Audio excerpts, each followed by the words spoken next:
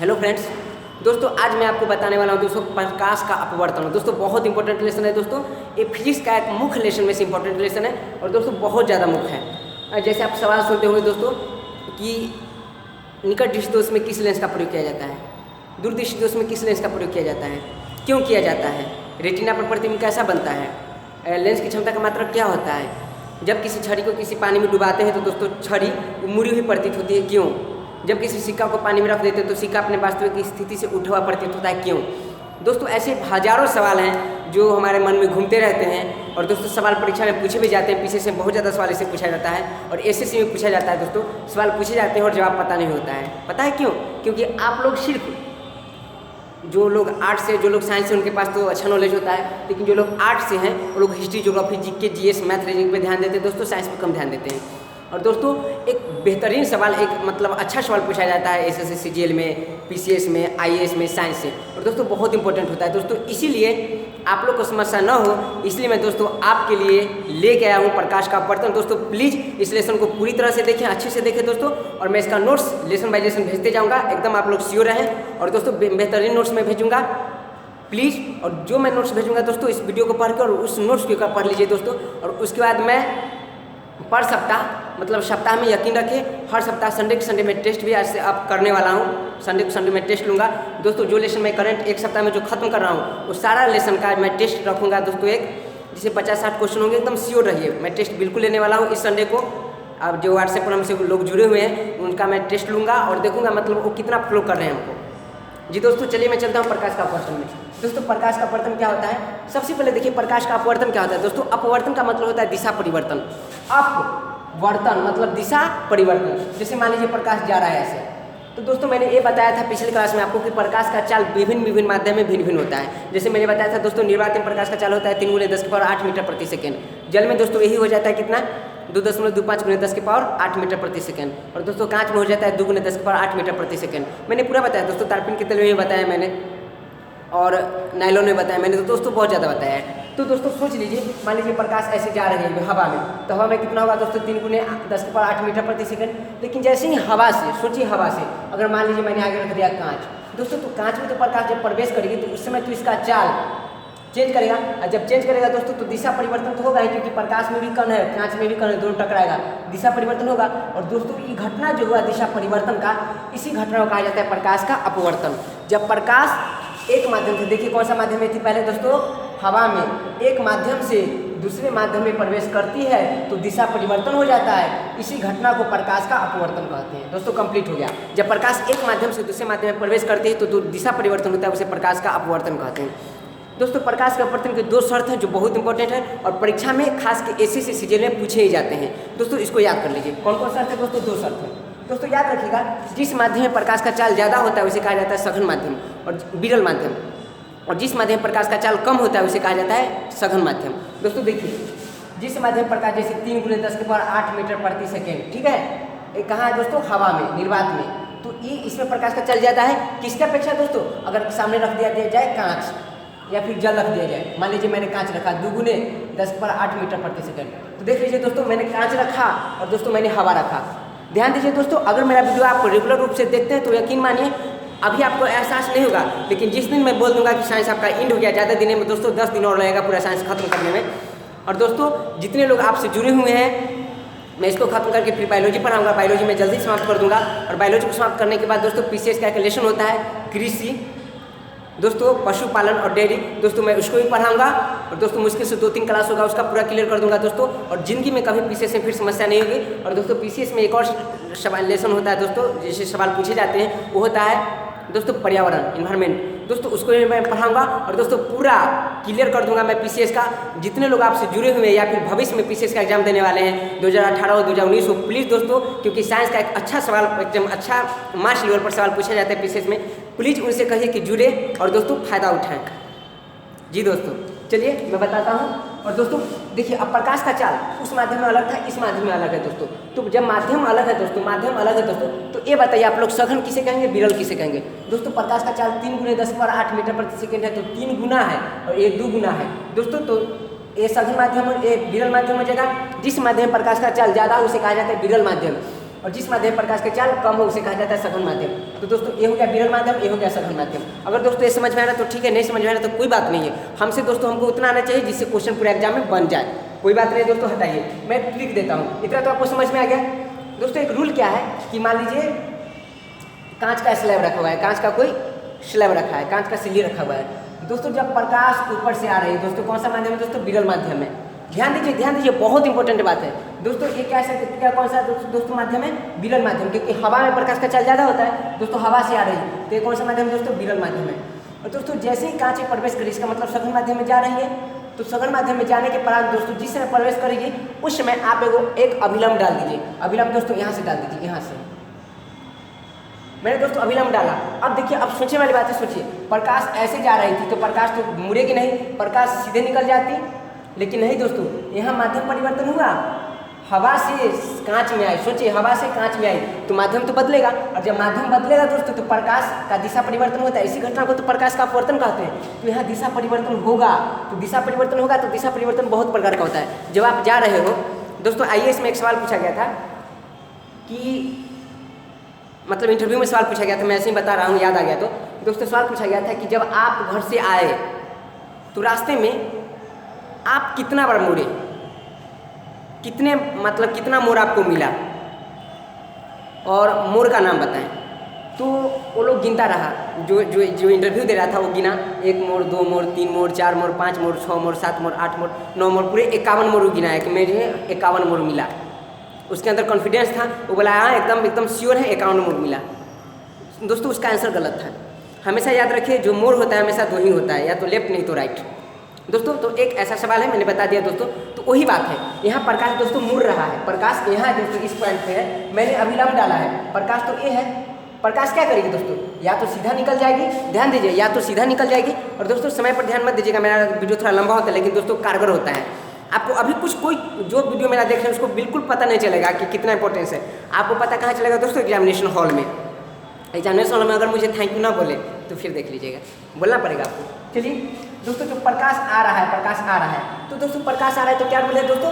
प्रकाश या तो आगे निकल जाएगा, नहीं तो मुड़ेगा। तो मुड़ने का क्या मतलब दोस्तों? बहुत सारा है, इधर मुड़ जाए, इधर मुड़ जाए, इधर मुड़ जाए, इधर मुड़ जाए, इधर मुड़ जाए, इधर मुड़ जाए, इधर मुड़ जाए, किधर मुड़ेगा?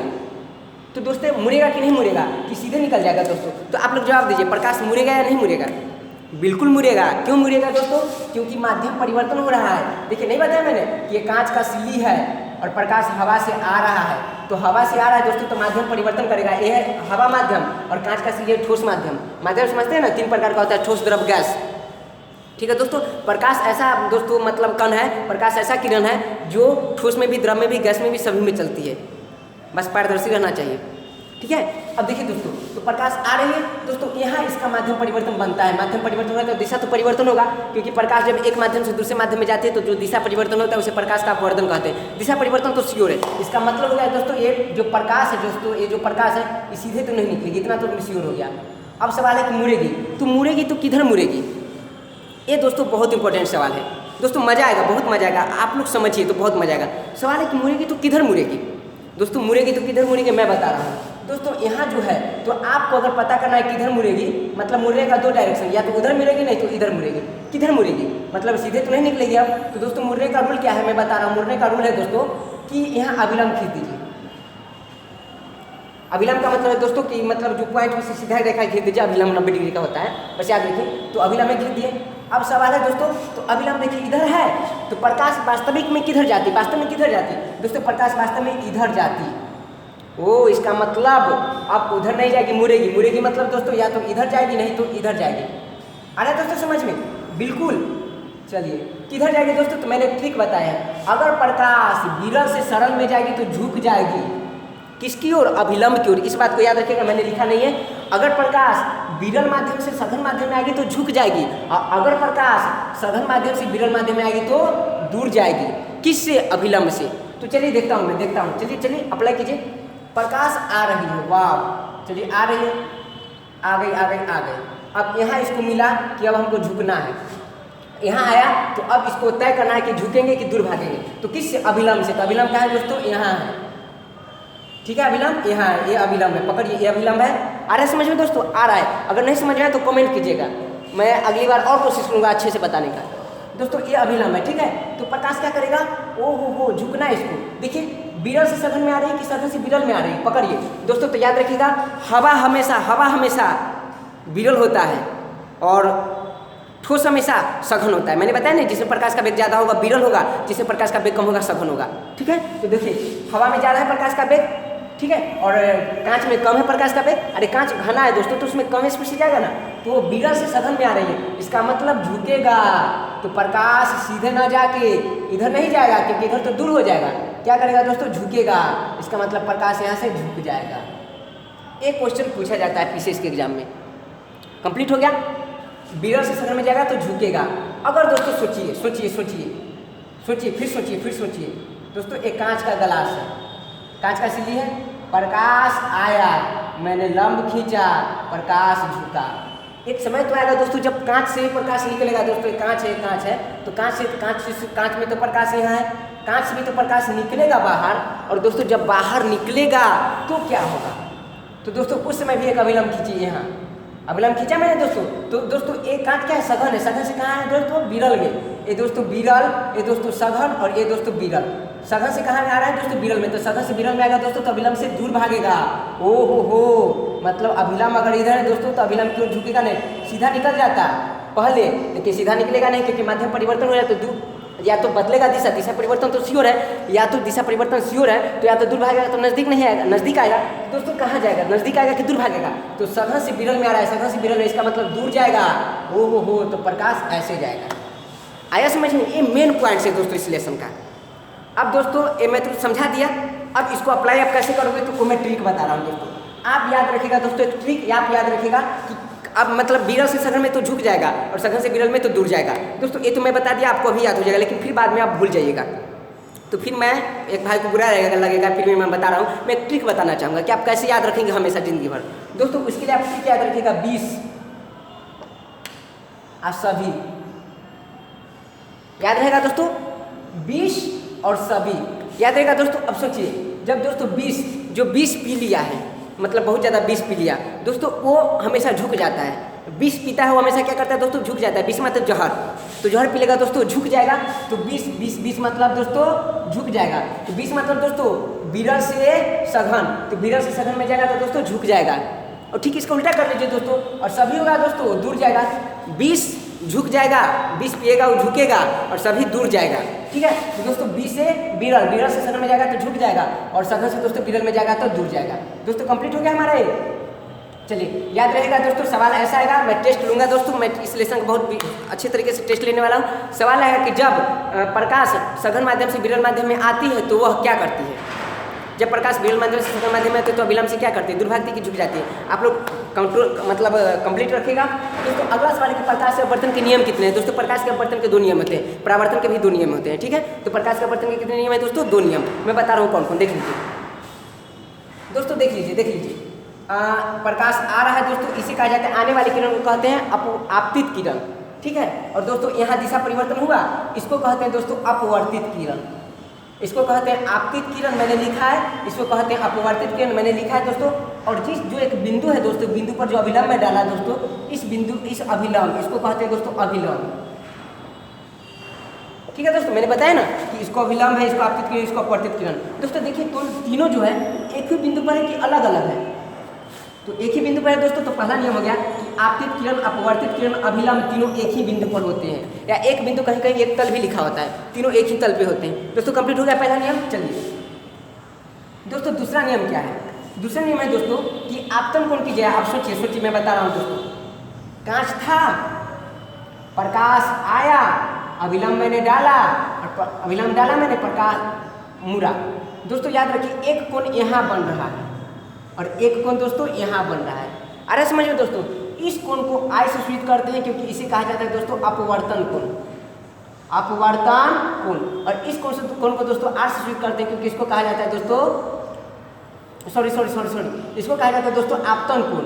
क्या कहा जाता है दोस्तों, आपतन कोण, क्योंकि आने वाली किरण और दोस्तों अभिलंब के बीच जो कोण बनता है, आने वाली किरण अभिलंब के बीच जो कोण बनता है उसे कहा जाता है आपतन कोण, इसे आई से सूचित किया जाता है। और दोस्तों अपवर्तित, ये अपवर्तन हो गया है ना, प्रकाश का यहाँ अपवर्तन हो गया है, तो अपवर्तित किरण इसको क्या कहा जाता है दोस्तों, अपवर्तित किरण, इसको कहा जाता है अभिलंब। अपवर्तित किरण और अभिलंब के बीच जो कोण बनता है दोस्तों उसे कहा जाता है अपवर्तन कोण, अपवर्तन कोण। दोस्तों तो एक स्नेल नाम के वैज्ञानिक थे, स्नेल उनका नाम था, स्नेल।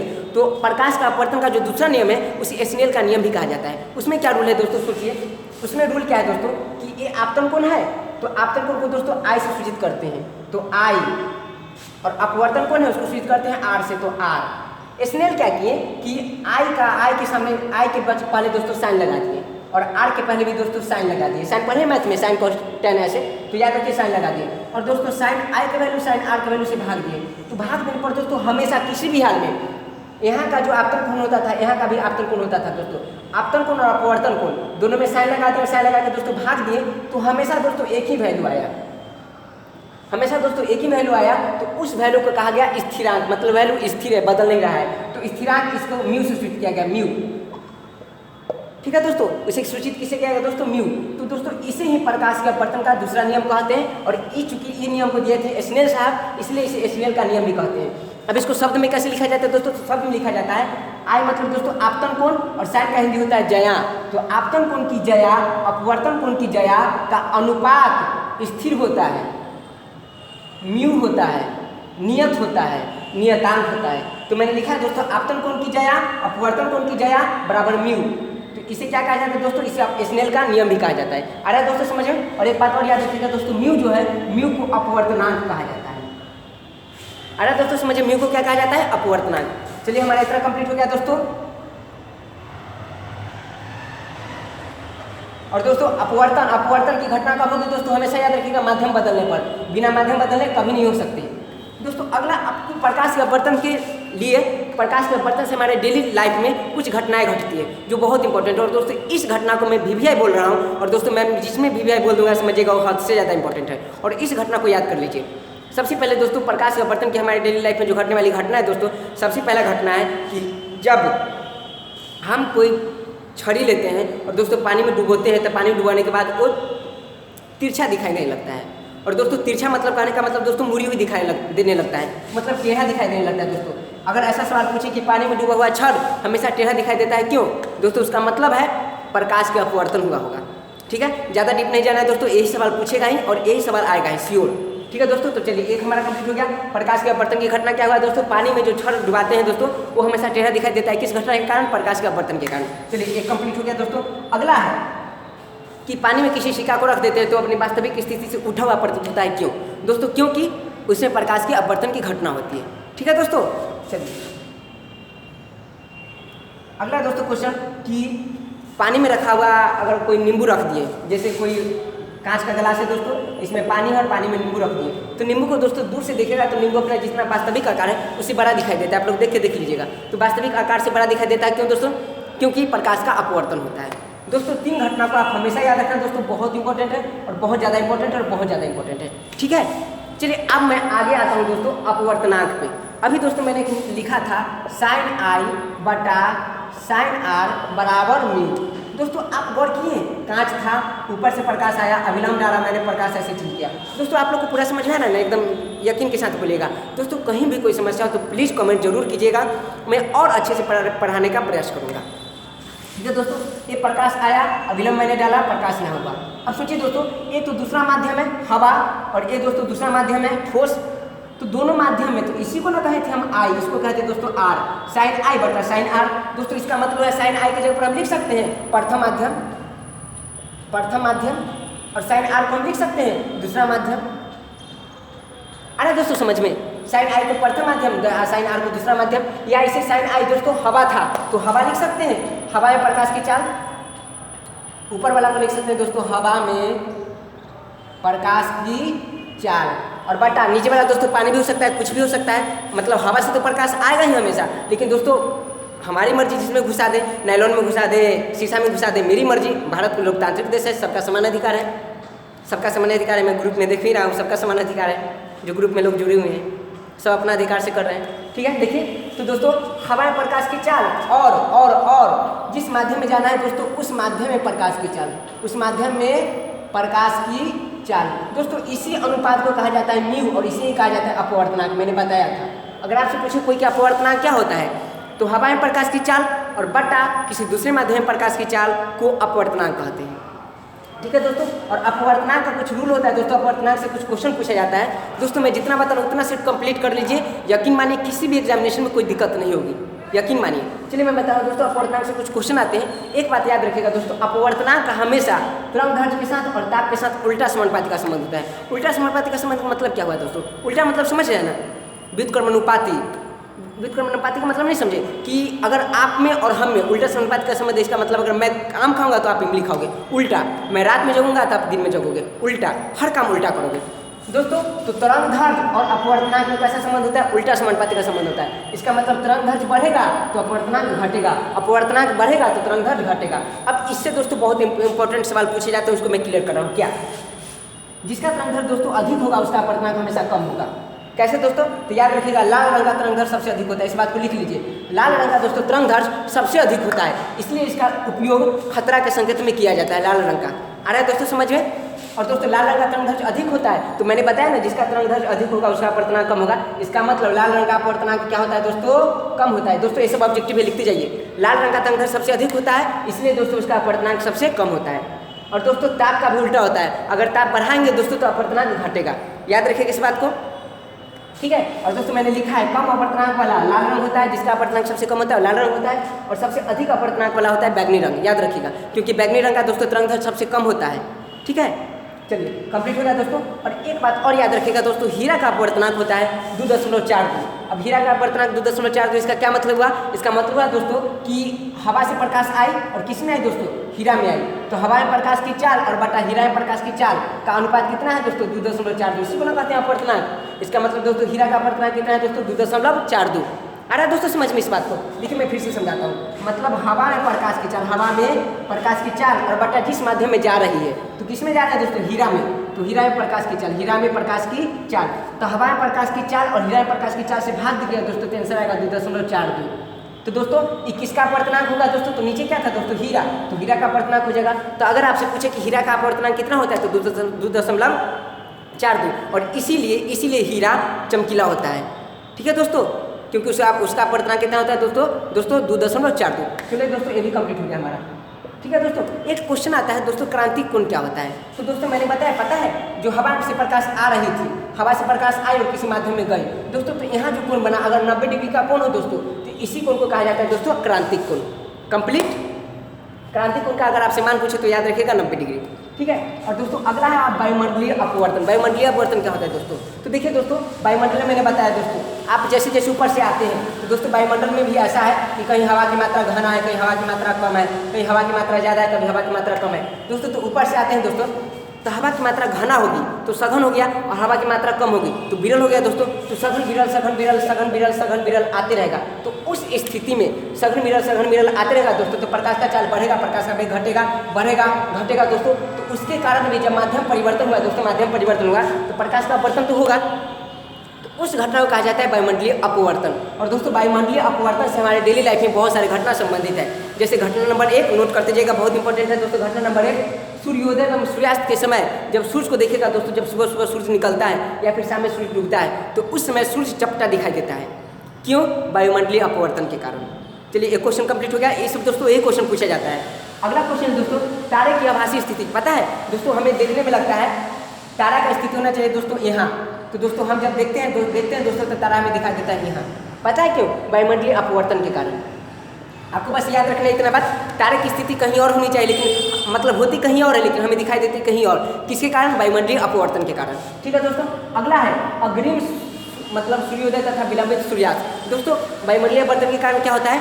जितना टाइम पर सूर्योदय होना चाहिए उससे दोस्तों पहले सूर्योदय हो जाता है, और दोस्तों जिस समय सूर्य को डूबना चाहिए उसके बाद सूर्य डूबता है, यानी अग्रिम सूर्योदय मतलब बहुत जल्दी सूर्योदय और बहुत बाद में सूर्यास्त। तो दोस्तों ये सब घटनाएं वायुमंडलीय अपवर्तन के कारण हुई। प्लीज़ दोस्तों मैं जितना बताया उसको कंप्लीट कर लीजिए। 1 मिनट।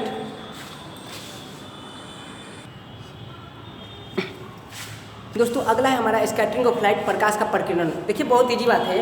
होता क्या है, जैसे मान लीजिए प्रकाश जा रही है दोस्तों, तो सामने बहुत सारे धूल कण इधर उधर है, तो धूल कण से जो प्रकाश जा रही है इस कण से टकराया, इस कण से टकराया, इस कण से टकराया, बहुत सारे प्रकाश चलती है ना, सब कण सब प्रकाश इस कण से टकरा के इधर उधर इधर उधर चारों तरफ फैल जाती है। दोस्तों इसी घटना को जब प्रकाश छोटे छोटे कण से टकराकर इधर उधर फैल जाती है, इसी को कहते हैं स्कैटरिंग ऑफ लाइट, प्रकाश का प्रकीर्णन।